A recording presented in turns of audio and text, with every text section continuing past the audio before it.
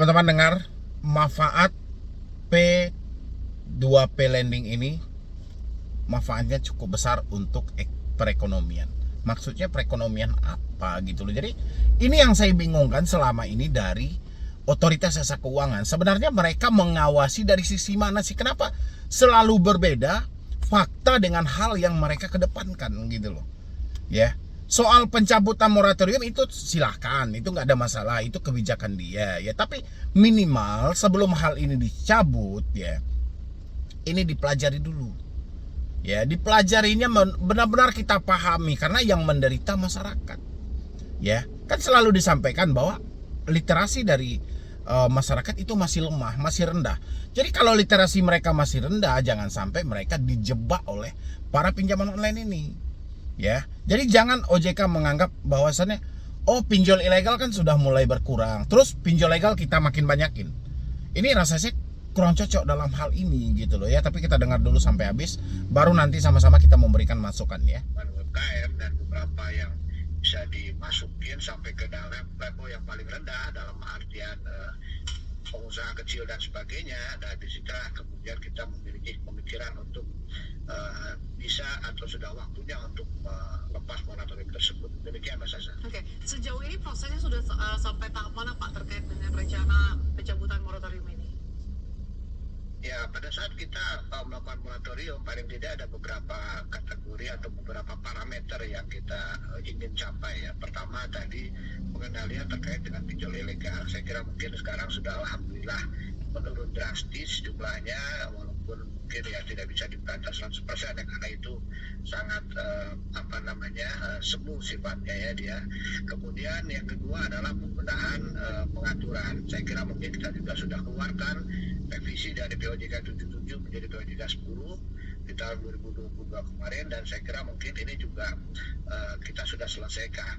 Yang ketiga, Sama-sama teman-teman dengar ya, bahwa OJK telah mempertegas aturannya dari POJK 77 menjadi POJK 10. Sebenarnya aturan mana sih yang sedang dipatuhi oleh pinjolnya gitu.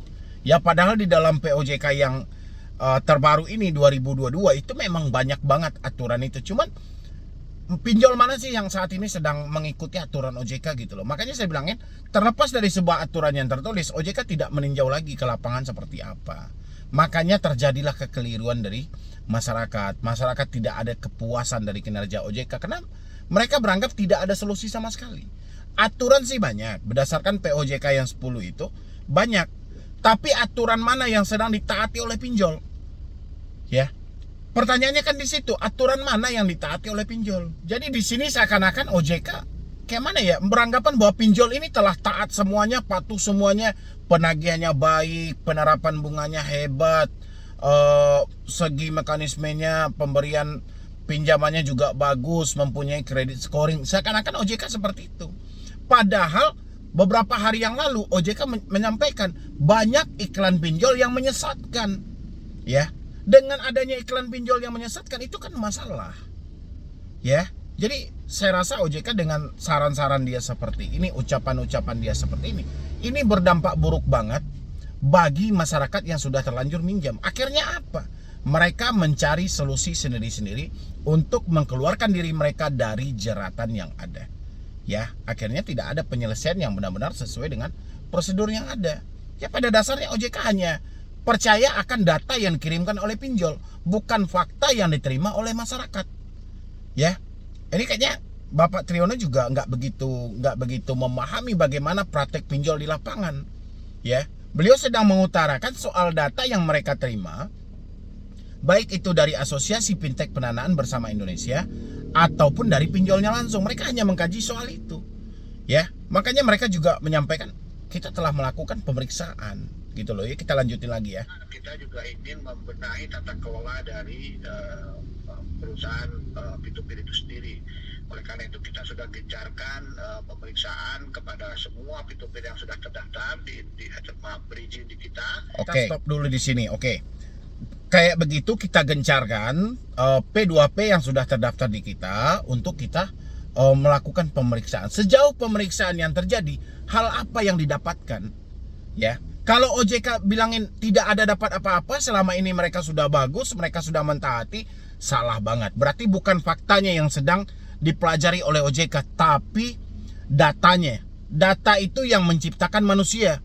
Kalau fakta itu masyarakat yang merasakan, itu real keadaannya, bukan data yang sedang dirombak dan diolah-olah gitu loh. Ini kan dia nyampaikan barusan dari Bapak ini, bahwasanya 80% dari P2P ini telah kita lakukan pemeriksaan.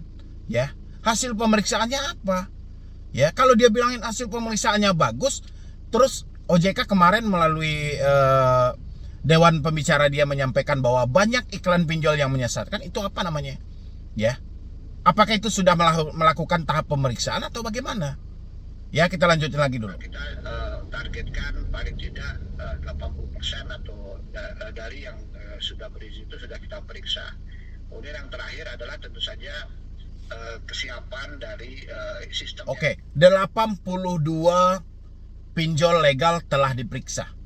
Ya, kenapa nggak sekalian direvisi aja? Kalau memang takut untuk diblokir dulu setengah dari sistem mereka, kenapa tidak direvisi aja? Ini ngeri ini ya. Pada dasarnya juga mereka yang paling viral itu tidak sampai 82 pinjol. Ya. Yang ada itu cuma 20 pinjol. Berarti 82 ini tidak diperiksa pinjol-pinjol yang selalu iklannya bermunculan. Saya yakin itu gitu loh. Ya.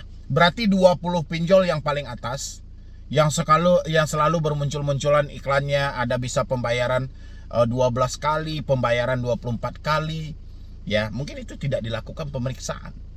Ya, kalau seandainya saja dilakukan pemeriksaan itu di banyak sisi yang ada, selain diperiksa di pinjolnya, diperiksa juga dari Play Store, tempat di mana masyarakat bisa mendownload aplikasi mereka.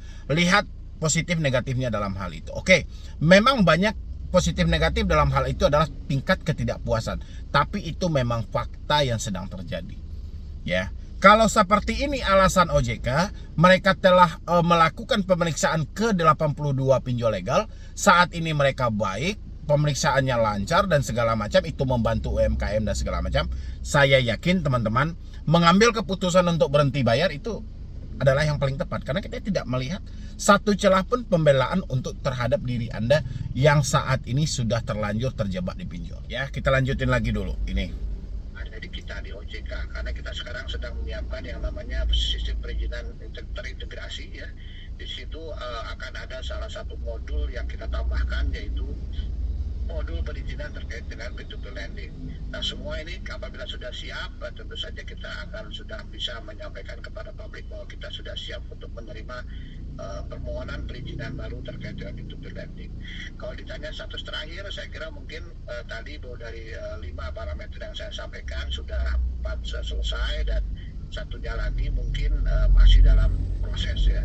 Makanya tadi disampaikan oleh Pak Bambang, apabila proses integrasi di sistemnya itu sudah selesai dan kita sudah bisa diterima, insya Allah akan segera kita. Sejauh ini data menunjukkan bahwa ternyata banyak yang peminjaman ini justru dari konsumtif bukan produktif. Ini seperti apa Anda melihatnya? Dan kemudian dari segi limit pinjaman ini dari OJK seperti apa Pak tanggapannya? Ya, baik, mungkin ini concern kita bersama ya, bahwa pinjol itu pada saat awal itu memang diarahkan sebagai bridging fund kepada siapapun itu, untuk ke kalangan yang personal atau mungkin tadi untuk yang produktif atau non produktif ya. Jadi artinya bisa saja untuk kepentingan pribadi pada saat kebutuhan cash itu secara cepat begitu dipenuhi oleh pinjol. Jadi bridging fund memang tujuannya adalah begitu, tidak untuk investasi jangka panjang. Sama dengan UMKM juga sama, saya kira mungkin mereka untuk pembiayaan bridging pada saat mereka invoice yang belum cair, kemudian masuk ke pinjol yang ada gitu ya. Nah, jadi itu adalah filosofi awalnya, bahwa pinjol ini memang bersifat temporary dan sangat kecil limitnya. Bapak Triyono untuk menyampaikan ya, pada dasarnya kenapa orang-orang lebih meminjam untuk kebutuhan konsumtif bukan kebutuhan produktif. Iklannya itu mengarahkan ke situ, untuk mentraktir teman, mentraktir pacar, beli handphone baru, habis itu lagi dengan nomor handphone dipakai sudah berlama. Semuanya diiklankan oleh publik milenial yang pokoknya yang mengikuti gaya hidup aja gitu loh. Ya, kalau nggak mungkin kemarin keluar berita, CNBC juga merilis ya banyak iklan pinjol yang menyesatkan. Menyesatkan itu bukan soal segi bunga saja, bukan soal penerapan dari berapa tenor saja, tapi juga penyesatan dari cara mereka memberikan iklan, cara mereka mengajak seseorang itu sudah salah jalur. Ya. Tidak ada, ataupun kalau ada yang iklannya untuk kebutuhan produktif, itu hanya beberapa iklan aja, sisanya untuk keinginan, ya, untuk kebutuhan konsumtif, ya. Makanya saya bilangin, rasa saya Bapak ini masih kurang paham. Jadi buat teman-teman semuanya, silahkan Anda memberi komentar bagaimana seharusnya menurut Anda, atau apa pendapat Anda dengan pencabutan moratorium ini. Padahal ini sudah diuji dengan 5 parameter katanya, 4 sudah dilewati, sudah sukses, sudah oke. Tinggal masih satu lagi, dia menunggu cuma satu lagi. Begitu yang satu ini telah selesai juga, makanya akan disiarkan ke publik. Ya, jadi untuk pinjol-pinjol ilegal yang mau mendaftarkan diri ke OJK, silahkan. Ya, kalau saya untuk pinjol ilegal yang mau menyiksa masyarakat Indonesia, masuk ke OJK biar lebih aman. Ya, jadi buat teman-teman semuanya yang saat ini juga masih terjebak di pinjol legal, tidak mampu, tidak sanggup, kita sama-sama sudah mendengar, memang jalan terbaik ada pada diri Anda. Ya, kalau saya, lebih baik saat ini Anda berhenti membayar pinjol daripada Anda menyibukkan diri menggali lubang tutup lubang atau mencari talangan dana di pinjaman-pinjaman lainnya atau menjual aset-aset yang ada. Ya, saya lebih mendukung Anda gagal bayar, telat bayar, atau pokoknya Anda nggak usah bayar selamanya. Saya lebih mendukung hal itu daripada terjadi gali lubang, pinjam sana, pinjam sini, yang endingnya tidak ada solusi yang benar-benar untuk meringankan diri Anda atau menyelamatkan diri Anda kalau sudah terjebak di pinjol. Yang ada adalah solusi penyelamatan untuk pinjolnya, bagaimana pinjol tidak rugi, bagaimana pinjol tidak bangkrut. Itu yang ada. Jadi kalau diri Anda terserah, Anda mau miskin juga terserah. Yang jelas kehadiran pinjol saat ini adalah untuk memiskinkan orang miskin. Itu tujuannya, ya. Dan menghancurkan orang kelas menengah ke bawah, dan menghancurkan mereka-mereka yang ingin mengikuti gaya hidup. Ya, sisanya keputusan ada di tangan Anda. Saya sudah mengutarakan, yang lain juga boleh memberikan komentar di kolom komentar. Silahkan bagaimana pendapat Anda. Yang terbaik, ya, karena kita juga nggak bisa membatasi, paling tidak kita bisa memberikan suara sebagai bahan pertimbangan untuk OJK sebelum moratorium ini dicabut. Ya, jadi sekian dulu dari saya, Medi Broni. Wassalam.